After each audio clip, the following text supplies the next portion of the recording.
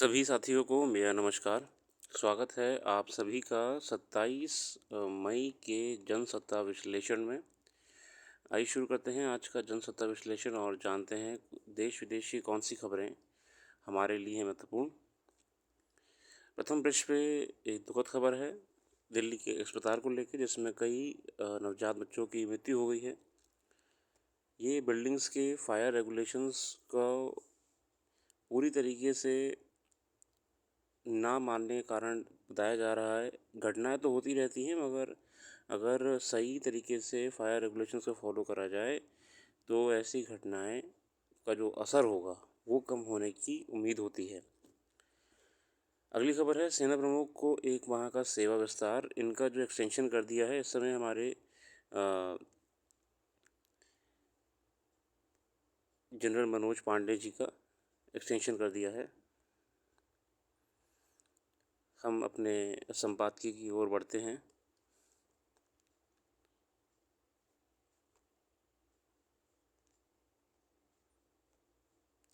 जलवायु संकट से जूझती महिलाएं, बहुत बढ़िया लेख लिखा है सोनम लवंशी जी द्वारा। जलवायु से जूझती महिलाएं। हाल ही में महिला एवं बाल विकास मंत्रालय द्वारा कराए गए एक आंतरिक शोध से पता चला है कि बिहार, गुजरात, उत्तर प्रदेश, महाराष्ट्र, मध्य प्रदेश, आंध्र प्रदेश, पश्चिम बंगाल और तेलंगाना में महिलाएं और बच्चे विशेष रूप से जलवायु परिवर्तन संबंधी आपदाओं के प्रति संवेदनशील हैं। जलवायु परिवर्तन संबंधी खतरों के संपर्क में आने वाले बच्चों में बौनापन, कम वजन और जल्दी गर्भधारण की संभावना अधिक देखी जा रही है। हमारे देश में महिलाओं और बच्चों पर जलवायु परिवर्तन के प्रभाव को लेकर बहुत कम शोध बच्चों पर किए गए हैं और साथ ही नीति निर्माण में अक्सर इनकी अनदेखी भी की जाती है। देश के करीब 51% बच्चे गरीबी और जलवायु संकट की दोहरे मार झेलने को मजबूर हैं। हम वैश्विक अर्थव्यवस्था में पहले स्थान पर हैं। धाक जमाए या ना जमाए, लेकिन जलवायु परिवर्तन से निपटने के लिए सार्थक कदम की सख्त ज़रूरत है। साथियों, बहुत ही बढ़िया बात कही है। जलवायु परिवर्तन से होने वाले दुष्प्रभावों का हमें रहते आकलन करना पड़ेगा। देखिए, इसका सबसे बड़ा जो इम्पैक्ट पड़ता है वो पड़ता है आपके हेल्थ के ऊपर। ठीक है, हेल्थ के ऊपर पड़ता है कि आपका पहली बात तो क्लाइमेट चेंज होने की वजह से, बार बार रिपीटेड वेदर चेंज होने की वजह से सामान्यतः तबीयत ख़राब ज़्यादा होती है। और लॉन्ग टर्म हेल्थ इम्पैक्ट क्या पड़ता है, वो हेल्थ इम्पैक्ट पड़ता है कि जो आने वाली पीढ़ी है, नवजात हैं, उनमें ग्रोथ की इरेगुलरिटी देखी जाती है। ठीक है ना, वो प्रॉपर हेल्दी नहीं हो रहे हैं। मतलब या तो हेल्दी इम्यूनिटी नहीं है, ठीक है, या तो हेल्दी हाइट वेट नहीं है, बॉडी मास इंडेक्स नहीं बन रहा है। इसके कारण तो और भी होते हैं, है ना, जन्मजात होते हैं, जेनेटिकल होते हैं, मगर इसके अलावा जलवायु परिवर्तन भी कारण है। और सबसे बड़ी बात है कि जो बच्चे आज की तारीख में नवजात हैं, बड़े हो रहे हैं, वो बीमार ज़्यादा पड़ रहे हैं, क्योंकि हवा पर प्रदूषण के साथ साथ जो अन्य चीज़ें हैं उससे बीमारियों को बुलावा हो रहा है। मेन समस्या जो वैज्ञानिकों द्वारा पॉइंट आउट करी गई है वो है इम्यूनिटी। ठीक है ना, आपकी बॉडी क्लाइमेट के हिसाब से एक्लेमेटाइज नहीं कर पा रही है, इसलिए वो रिएक्ट कर देती है। बढ़ते तापमान के कारण गर्भवती स्त्रियों के लिए गंभीर जोखिम का कारण बना रहा है। समय से पहले प्रसव, गर्भ के समय उच्च रक्तचाप और प्री एक्लेप्सिया का खतरा काफ़ी बढ़ रहा है। गर्भवती महिलाओं का अधिक गर्मी के संपर्क में आने से गर्भपात और समय पूर्व प्रसव का खतरा कई गुना बढ़ गया है। अमेरिका के नेशनल इंस्टीट्यूट ऑफ हेल्थ के अध्ययन को माने कि गर्भावस्था के पहले 7 हफ्तों के दौरान अत्यधिक गर्मी के संपर्क में आने वाली महिलाओं में जल्दी प्रसव होने की संभावना 11% बढ़ जाती है। आगे है, भारत में 1901 से 2018 के बीच औसत तापमान 0.7 डिग्री की बढ़ोतरी दर्ज की गई। इससे देश भर के लू के दिन तेज़ी से बढ़ गए। इसे साइलेंट किलर का नाम भी दिया गया है। आज भी हमारे देश के करीब 61% आबादी ऐसे इलाकों में रह रही है जहाँ वायु गुणवत्ता राष्ट्रीय मानक 40 माइक्रोग्राम प्रति घन मीटर से ज़्यादा है। देखिए, एयर क्वालिटी तो ख़राब हो रही है शहरों में खासकर, और बहुत जगहों में। एयर क्वालिटी इंडेक्स मतलब आप जो डेली आपकी क्षेत्र का जो एयर क्वालिटी है वो इससे नापा जाता है। इसमें लमसम 8 पैरामीटर्स होते हैं। ठीक है ना, very very hazardous, danger, good, normal. लगभग सारे शहर इस समय ऊपर की रेखा में चल रहे हैं, मतलब हजार्डियस में या फिर वेरी बैड एयर क्वालिटी में। इससे स्वास्थ्य को बहुत बड़ी समस्या होती है। आंकड़ों के अनुसार उत्तर प्रदेश के उत्तरी मैदानी इलाकों में बौनेपन बढ़ रहा है, जबकि उत्तरी महाराष्ट्र और जलवायु और दक्षिण मध्य प्रदेश कम वजन वाले बच्चों के लिए चिन्हित किए गए हैं। न्यूनतम आहार विविधता में 35% कमी का अनुभव होता है, और अगर वह 5 वर्ष से कम उम्र के हैं और सूखे के संपर्क में हैं तो मृत्यु की संभावना 12% बढ़ जाती है। इस अध्ययन में सूखे, बाढ़ और चक्रवात वाले क्षेत्रों में महिलाओं और युवा लड़कियों पर प्रभाव के संदर्भ में प्रमुख जगहों की पहचान की गई है। उत्तरी बिहार और उत्तर प्रदेश के कुछ हिस्से, दक्षिण पश्चिम बंगाल, आंध्र प्रदेश और तेलंगाना के कुछ हिस्से, पूर्वी महाराष्ट्र, उत्तरी मध्य प्रदेश और दक्षिण उत्तर प्रदेश के कुछ हिस्से ज़्यादा प्रभावित हैं। ऐसे क्षेत्रों में सूखे की स्थितियों के चलते कम वजन वाली महिलाओं में 35% वाले बाल विवाह में 37% वाले और किशोर गर्भावस्था में 17% और घरेलू हिंसा की संभावना में 50% तक बढ़ जाते हैं।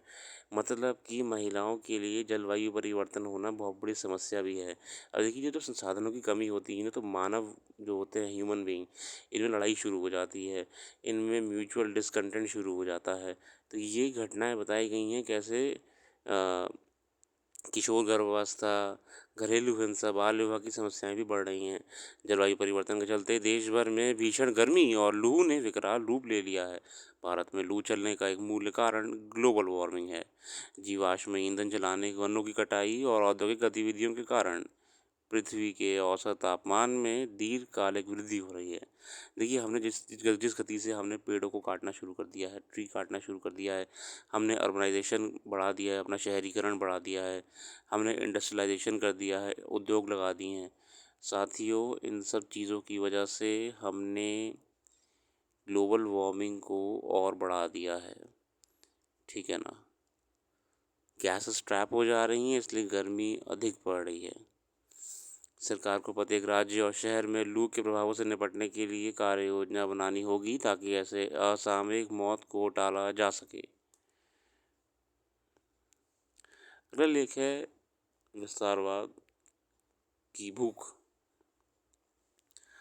चीन ने एक ताकतवर देश के तौर पर देखा जाता है, लेकिन आए दिन इसकी जिस तरह की हरकतें सामने आती रहती हैं, उससे ये लगता है कि उसके भीतर विस्तारवाद की एक विचित्र भूख है। भारत को लेकर उसका रवैया किसी से छुपा नहीं है, जहाँ अरुणाचल प्रदेश से लेकर भारतीय सीमा क्षेत्र में वह नाहक ही दखलंदाजी करने की कोशिश करता है। मगर इसके अलावा यह अपने अन्य पड़ोसियों पर भी धौंस जमाना चाहता है। साथियों, अगर हम ध्यान रखें तो शुरुआत भी कुछ दिनों पहले ही, 15 दिन हो गए मेरे ख्याल से, फिलीपींस में चीन ने अपना हरकतें दिखाई थी। फिलीपींस कोस्ट गार्ड का जहाज़ जा रहा था, उसे परेशान करा इन्होंने। आए दिन ये दूसरे देशों के जो जहाज़ जा रहे होते हैं, और साथ ही मैं यहाँ पे जहाज़ कोई नॉर्मल जहाज़ नहीं बोल रहा हूँ, मैं युद्धपोत की बात कर रहा हूँ, वॉरशिप की बात कर रहा हूँ, जिन्हें मिसाइल विसाइल लगी होती है। ये चीन के जहाज़ ज़बरदस्ती इन्हें छेड़ रहे हैं कि ये प्रोवोक हो जाए और ये कोई अटैक अटैक कर दें। फिलीपींस के जहाज़ को बहुत परेशान करा इन्होंने, पानी की बौछारें कर दी, जो कि बेसिकली एक ऑफेंसिव एक्ट होता है। इसके अलावा अभी हाल ही में ताइवान में नए चुनाव हुए हैं, तो ताइवान में उसने अपनी मिलिट्री प्रेजेंस बढ़ा दी है। अपना अरुणाचल प्रदेश तो है ही परेशान इनसे, ये कैप्चर करना चाह रहे हैं। इधर पूरा आप ऊपर देखिए तो पाकिस्तान के साथ मिलके ये हमारा जो कश्मीर वाला क्षेत्र है वो अपनाना चाह रहे हैं। बेसिकली चीन की जो विस्तारवादी नीति है, ये पूरे विश्व के लिए खतरा ही है। ये ताइवान पर दबाव बढ़ाने के लिए चीन की ओर से इस तरह की हरकतें कोई पहली बार नहीं है। मतलब इस समय ताइवान को वो परेशानी की कोशिश कर रहा है। सैन्य जहाज, लड़ाकू विमान ताइवान के घेरे में लगा दिए हैं उसने। ठीक है ना। सवाल है कि चीन के भीतर वह कौन सी भूख है जो उसको अपने विस्तृत भूभाग पर फैली एक बड़ी आबादी और शासन क्षेत्र से भी पूरी नहीं हो पा रही। अच्छा, तो चीन की रियलिटी क्या है? चीन की रियलिटी है कि पहली बात तो इतना बड़ा देश है, इतना बड़ा देश है, सब कुछ है उसके पास। चीन का छोटे से छोटा शहर भी आपको पता है एक मेगा सिटी के रूप में बनाया गया है। बहुत बड़े बड़े बिल्डिंग्स हैं, हाई राइजेस हैं, मेट्रोज़ हैं, एकदम बढ़िया ट्रांसपोर्टेशन है। चीन का छोटा छोटा शहर भी बहुत डेवलप्ड है, आपको लगेगा कि न्यूयॉर्क है। ठीक है, और ये मैं उन शहरों की बात कर रहा हूँ जो राजधानी से बहुत दूर हैं। इतना विकास है, इतने वहाँ पे डेवलपमेंट के नाम पे बड़े बड़े हॉस्पिटल्स हैं, बड़ी बड़ी कॉलोनी सरकारी कटी हुई हैं। ठीक है ना? मतलब ऐसी कोई समस्या नहीं है, मगर फिर भी चीन को पता नहीं क्या लगा पड़ा है कि वो आस-पास के सारे क्षेत्र अपने दबाना चाहता है। ठीक है।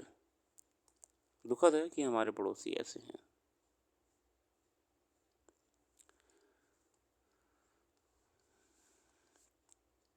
आगे देखते हैं। यहाँ पे है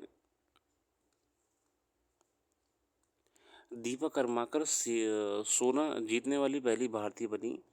शीर्ष भारतीय जिमनास्ट दीपा कर्माकर रविवार को यहाँ महिला वर्ल्ड स्पर्धा में पीला तमगा हासिल कर एशिया सीनियर चैंपियनशिप में स्वर्ण पदक जीतने वाली देश की पहली जिमनास्ट बनी गई हैं। तो ये भी अच्छी खबर है। देश के लिए गर्व की बात है, ऐसे खिलाड़ी हमारे लिए मेडल लाते हैं।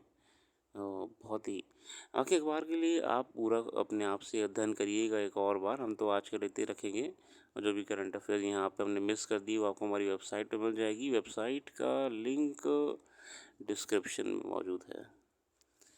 अपना कीमती समय देने के लिए बहुत बहुत धन्यवाद। आपका दिन शुभ हो।